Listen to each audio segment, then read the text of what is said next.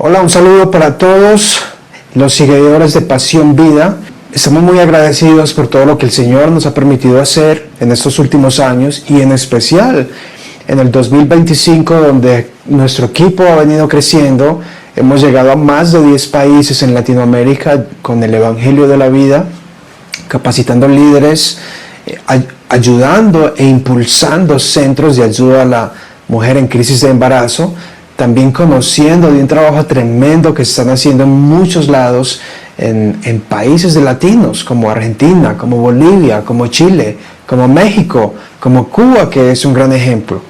Así que el día de hoy queremos conversar, recordar que mi nombre es Anderson Ocampo, formador de liderazgo en Latinoamérica. Probablemente me han visto ahí en algunos de los videos y seguro que algunos de los que nos estamos viendo, de los que nos ven, ya nos conocemos, por lo que damos gracias y te mandamos un saludo bien especial. Y el objetivo de hoy es presentarles a un compañero, un asociado, un amigo del ministerio con quien hemos andado en Colombia. Hace poco estuvimos juntos en Bolivia, pronto estaremos juntos en Ecuador y su nombre es Harold Villamarín, quien actualmente funciona como formador de líderes también, más enfocado en Colombia, pero haciendo un gran trabajo tremendo con diversas iglesias, yendo a reuniones, a eventos, ayudando a penetrar, digamos, ese hielo que a veces es tan difícil para hablar de estos temas de una forma bíblica. Así que hoy queremos escuchar su historia, algo de su testimonio y cómo ha llegado hasta aquí. Así que Harold, bienvenido y gracias por estar en el podcast de Pasión Vida hoy. Gracias a ti, Anderson. Qué bendición estar compartiendo contigo y con las personas que nos puedan escuchar. ¿Qué te cuento yo? Cuando iniciamos el Ministerio de Pasión Vida fue algo maravilloso. Porque Pasión Vida no es solamente rescatar a los no nacidos, es defender la vida en todas sus etapas, desde el momento de la concepción hasta el momento en que se llegue al descanso. Antes de haber ingresado a esta hermosa fundación, tuve una gran experiencia. Mis padres, que en paz descansen, llegaron a la vejez juntos, cosa que ya muy poco se ve. Pero en ese periodo, mi mami sufrió de Alzheimer y tuve la gran bendición de ser su apoyo en momentos duros, viendo su cambio, viendo cómo su cuerpo se desgastaba y no solamente viendo eso, sino participando en el proceso donde todos como hermanos, como familia que hemos sido unidos gracias al direccionamiento de ellos, fuimos cambiando y tomando varios roles, incluido mi padre, quien también con los años sufrió de demencia senil. Y también tuve la gran bendición de acompañarlo en esos momentos, de ser su ayudador y su cuidador. Harold, y antes que nos continúes contando esta experiencia que, según me has contado, ha impactado mucho tu vida y tiene mucho que ver con lo que haces ahora de defender la vida y capacitar a otros y rescatar a personas, humanos no nacidos. Cuéntanos de ti, de dónde eres, dónde creciste, por qué crees que esa enfermedad llegó, crees que fue algo genético y cuéntanos un poquito de ti en ese sentido. Bueno, yo te cuento, yo nací en Quibdó, Chocó, en el 63. Mi vida ha transcurrido como la gran mayoría, con altibajos, con momentos felices, momentos de dolor. Antes de convertirme al cristianismo, llevaba yo 39 años de soltero. Wow. Hasta el día en que me casó, hasta el día en que el Señor me entregó la mujer idónea, la gran bendición de esposa que tengo hoy. Pero fueron caminos que caminé no de la mano de Dios, creía caminar de la mano de Dios, pero no era así, estaba totalmente equivocado. No lamento lo que viví, porque considero que lo que Dios me permitió vivir fue lo que me ha moldeado como la persona que soy hoy. Las experiencias buenas y malas que tuve fueron, asumo yo, acompañadas por Dios, guiándome, mostrándome lo bueno y lo malo que debería hacer, porque siempre me ha dado la oportunidad de escoger entre el bien y el mal. Y gracias a Él, escogí el bien. Bueno, tú hablas de que naciste en Quibdó, Chocó. Hace mucho tiempo yo hacía misiones allá, trabajaba con una organización misionera y es un área muy rica de Colombia. Creo que es una de las zonas más ricas que hay en Colombia en metales, en recursos naturales. La comida es deliciosa y el chocuano es muy amable siempre. Es una cultura muy alegre, muy de fiesta. Así que, vea, qué tremendo. Pero vives ahora ¿en dónde? ¿Dónde vivo ahora? En Bogotá. Vivo en Bogotá. Yo he vivido casi toda mi vida aquí en Bogotá. Tengo mucha familia chocuana, pero no conozco el Chocó. Wow, tremendo. Tengo un acento chocuano más acosteñado de la parte norte que de la parte pacífica. Es un tono de voz que no sé por qué lo conservo. No tengo la oportunidad de vivir y compartir con mi familia en Quibdó. ¿Y tus padres? A lo mejor tus padres tenían más el acento. Mi papi era de un pueblo que se llama Tibilita, y aquí en Cundinamarca. Y él dice que queda a una cuadra de Boyacá. Mi mami nació en Bogotá, pero mi abuelo materno era chocuano. Era un negro cimarrón, un mestizo entre negro e indio. Y se conocieron los viejos allá en Quibdó. Y ya nació este querubín. Y cuéntanos cómo ese proceso fue de que tú conociste al Señor, cómo llegaste a la fe y cómo eso conecta con este tiempo de crisis en que tus padres tienen que enfrentar esa enfermedad tan tremenda. Mira, te cuento. Entonces yo, desde mi temprana edad, sentía curiosidad por Dios y sentía curiosidad por las cosas sobrenaturales. Donde a mí me decían que había un brujo o que alguien leía una carta o que alguien leía cartas, allá llegaba yo. Y no solamente yo, íbamos con mis hermanas, eso nos encantaba. Viví un tiempo como espiritista, asumiendo que hacía el bien. Y algún día me crucé con una bruja quien me dijo que si yo quería, ella me instruía en toda el área para potencializar el poder que Dios me había dado, según ella. Pero gracias a Dios corrí, no quise más. Y alguien alguna vez me dijo, no, Harold, lo que pasa, lo que usted está haciendo, eso no es de Dios. Yo no lo creía inicialmente, yo pensaba que el servir, el prestar mi cuerpo para que espíritus llegaran a hacer sanaciones era para mí un don que Dios me había dado. Hasta que me estrellé con la realidad. La realidad que me mostraba que yo estaba totalmente equivocado. Pero eso fue a raíz de haberme convertido al Señor. Yo llegué a una iglesia pentecostal. Había mucho mover del Espíritu Santo. Fui llevada por una de mis hermanas. Cuando yo vi ese mover, pues para mí no era extraño.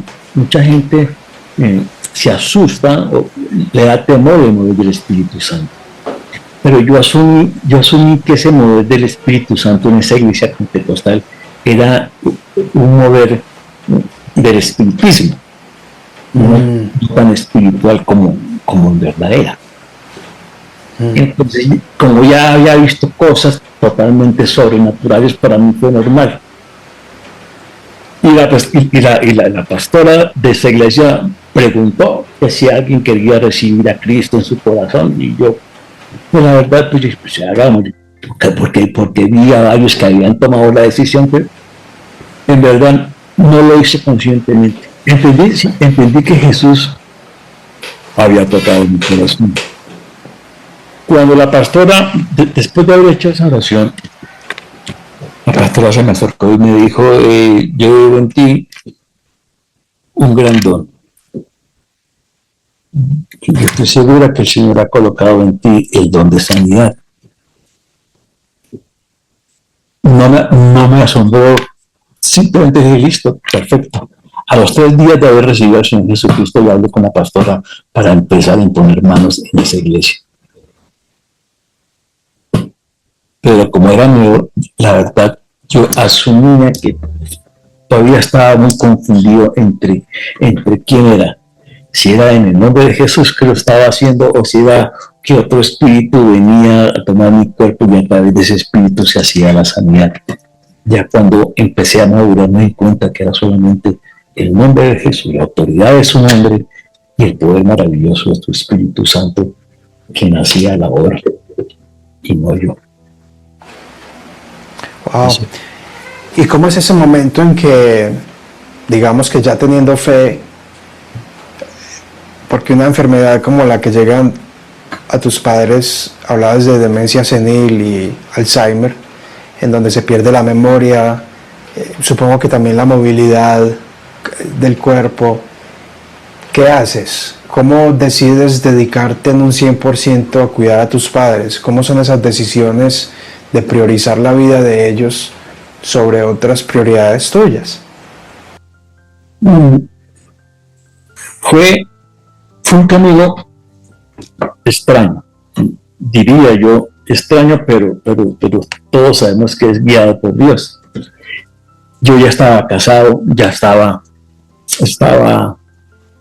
más metido con el cristianismo, tenía unas bases sólidas. Cuando a mi mami le detectan el Alzheimer y es diagnosticada con él, yo estaba recién quedado sin trabajo. Y mi esposa también se quedó sin trabajo. Vivíamos en un barrio diferente y nos tocó volver a la casa materna y paterna. Volvimos como nos fuimos, con una muda de ropa y un televisor y una cama, porque todo lo habíamos perdido. Habíamos tenido pues unas comodidades con mi esposa, pero todo se perdió y nos tocó volver a la casa de nuestros padres, de mis padres. Ya siendo mi mamá diagnosticada con Alzheimer, no es que yo haya tomado la decisión de quedarme y cuidarla, ¿no? Las cosas se fueron dando. Mi mami empezó a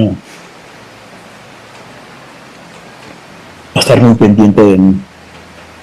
Yo ya no podía salir a ninguna parte, porque mi mami dependía mucho de mí. Ella nunca desconoció a ninguno de nosotros los hijos. Conmigo somos 6. Nunca nos desconoció, pero yo ya hacía parte fundamental en su vida. Si no me veía, se impacientaba, se ponía mal. Y lo más doloroso en esa enfermedad es que tú ves como el cuerpo, cómo ella se va desgastando poco a poco. No te puedo negar que yo cuando vimos el diagnóstico, que es lo primero que hace un cristiano, pegarse de la palabra del Señor. Entonces yo le decía, mami, repita primera de Pedro 24, que nuestro Señor Jesucristo, Él tomó nuestros pecados sobre su cuerpo, sobre el madero, y nosotros muertos al pecado vivimos, y pongo manos sobre el enfermo y tú eres sano. Y no veía la sanación en él.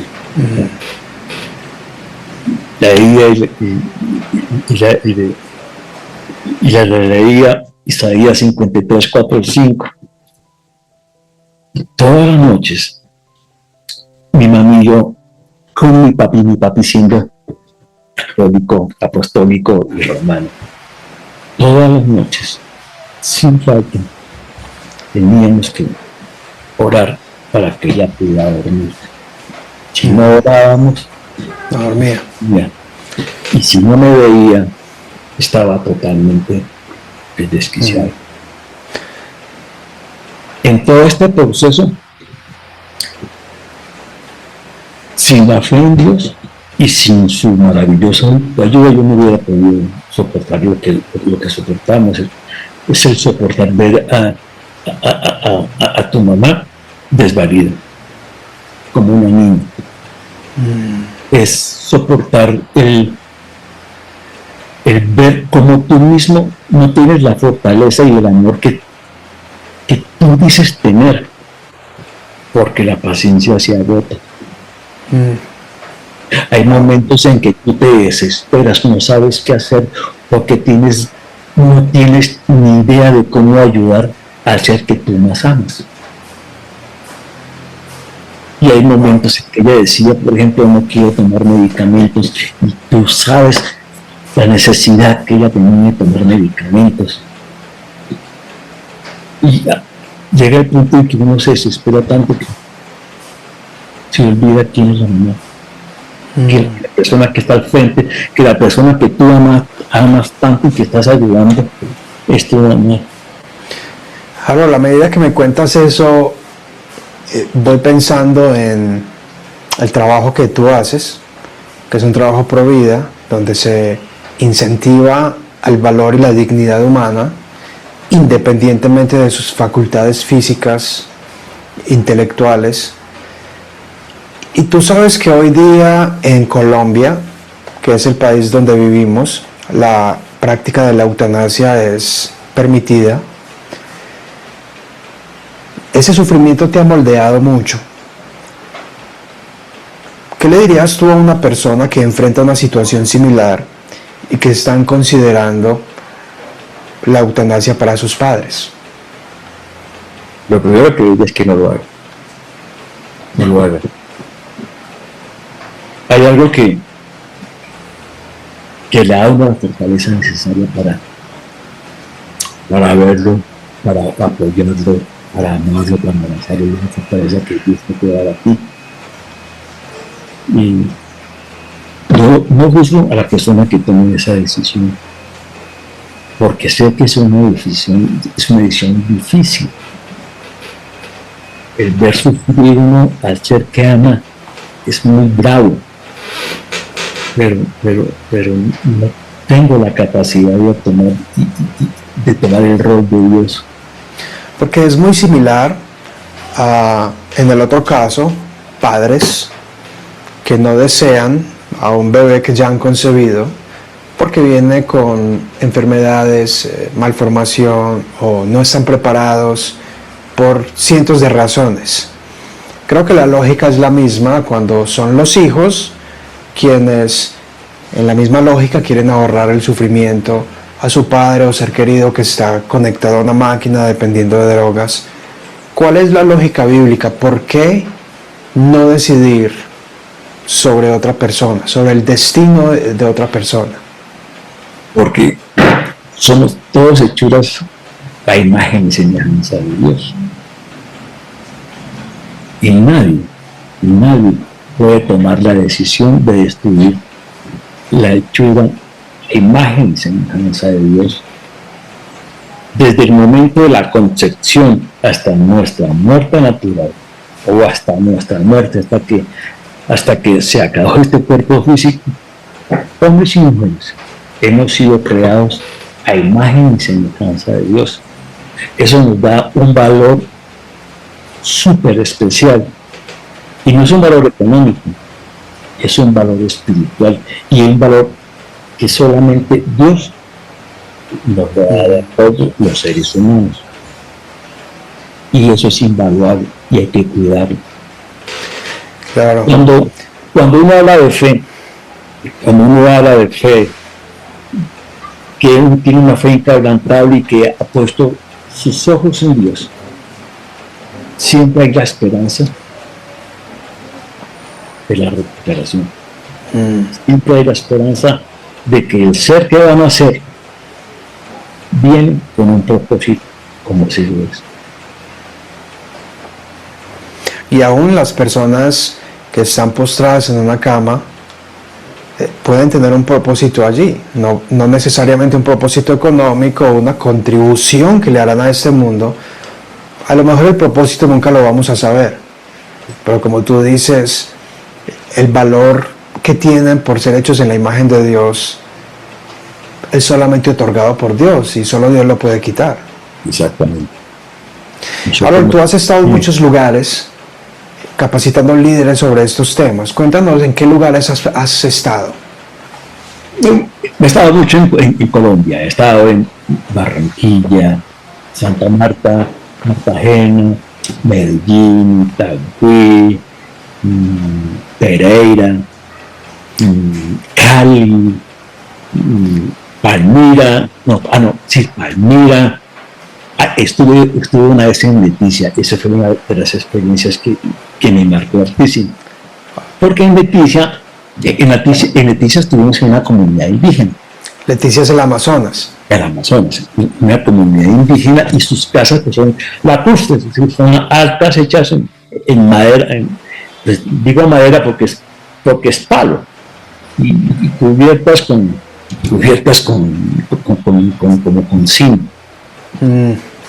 Y nos invitaron al salón comunal. Digo yo salón comunal, sabiendo que es una edificación lacustre.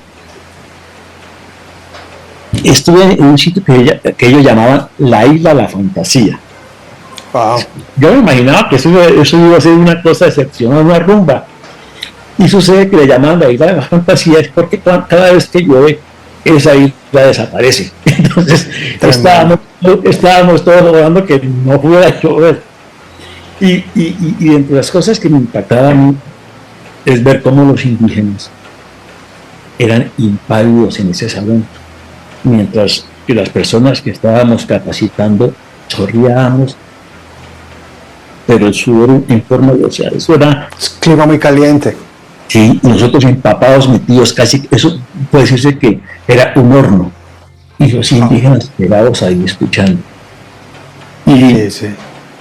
me dio ganas de ir al baño, y pregunté dónde queda el baño, y me dijeron ahí, y veo yo así, no, eso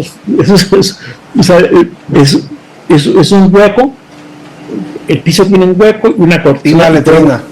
Sí, pero aérea, todo el mundo sabe que lo que está haciendo allá adentro. O sea que eso fue una experiencia muy grande. Sí, me hace acordar, en una ocasión también estuve ahí y uno llega a Leticia porque solo se puede ir en avión, no puede ir en automóvil, y toma otro bote. Y me parece interesante que en Colombia, que hay unos 50 millones de personas aproximadamente, todavía tenemos muchas tribus ancestrales, muchas ya alcanzadas por el Evangelio, incluso algunas de esas tribus ya tienen su Biblia en su propio idioma, creo que son ticuna o algo así, no recuerdo bien exactamente el nombre. Me llama la atención que todavía en su mentalidad es tan sencilla que no son tan agresivos a la hora de pensar en esos movimientos e ideologías proabortistas. Es más como una idea impuesta por una occidentalización, digamos así, de estas ideas que vienen de afuera. Tú me dices que ellos estaban muy concentrados. ¿Cuál fue la reacción cuando les enseñabas, por ejemplo, Lucas 1, cuando les entregaste el bebecito, el misionerito? ¿Cómo reaccionaron? Sobre todo cuando les entregamos el misionerito, que era algo parecido a esto. Esto los impactaba mucho. Todos se miraban, y mi hermana que me acompañó a hacer esa capacitación les preguntó: ¿todos ustedes saben quién hace aquí los abortos? Y la gran respuesta fue: sí, señor, todos saben. Wow. Pero una cosa es saber dónde se hacen los abortos, y otra cosa es que vean qué es un aborto. Dentro de la capacitación que como Pase un día presentamos, hay un video que nos muestra una de las formas que se ponen para abortar. Cuando vieron ese video, todos quedaron impávidos. Algunos ancianos bajaron su mirada, pero todo el mundo quedó impactado. Una cosa es decir, allá se han abortado, y otra cosa es saber qué es. Esto es un aborto. Wow. Bueno, Harold, vamos llegando a nuestra etapa final.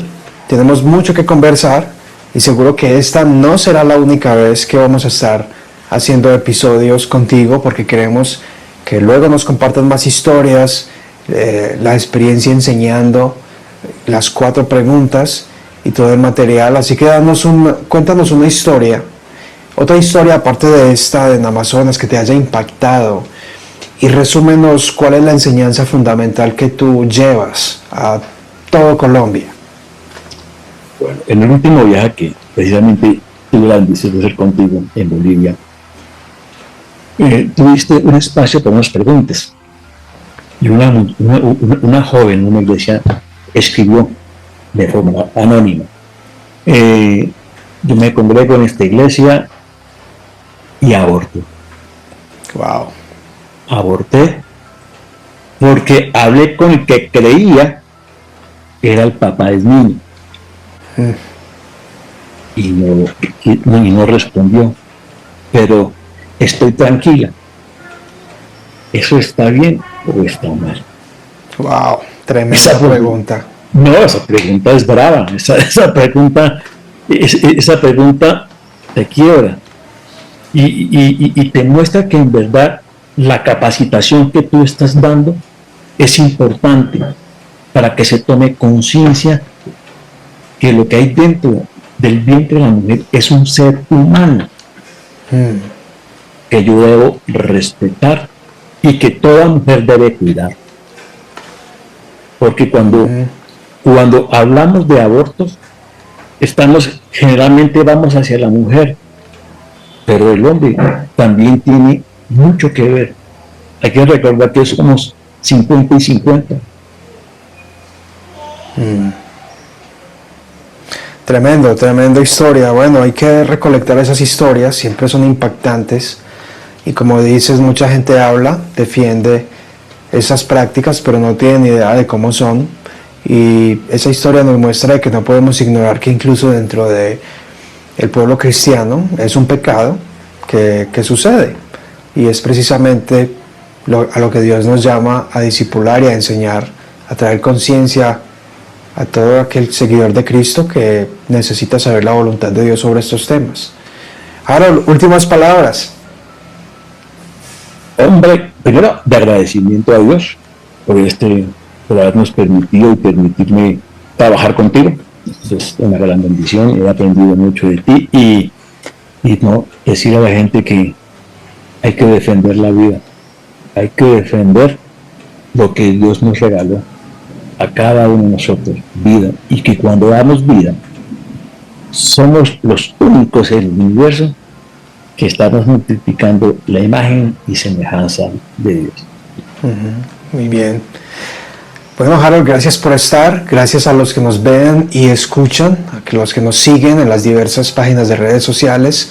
Aquí en la descripción del video estará el link a cada una de estas redes para que te unas, estés al tanto de cuándo vamos a estar en tu país, cuándo vamos a estar en tu ciudad, para que nos ayudes. Necesitamos tu ayuda para llegar a más y más líderes, a más y más jóvenes. También recuerda que puedes escuchar este programa en Spotify si prefieres solo el audio y en las diversas plataformas de tu elección. Ayúdanos suscribiéndote, comparte y comenta de nuevo para poder llegar con el Evangelio de la vida a muchos otros. Y no sobra pedirte tus oraciones por este ministerio y hoy en especial por Harold Villamarín, quien va y con mucha valentía a enseñar y a capacitar y a consolar y tantas cosas más. Así que hasta la próxima.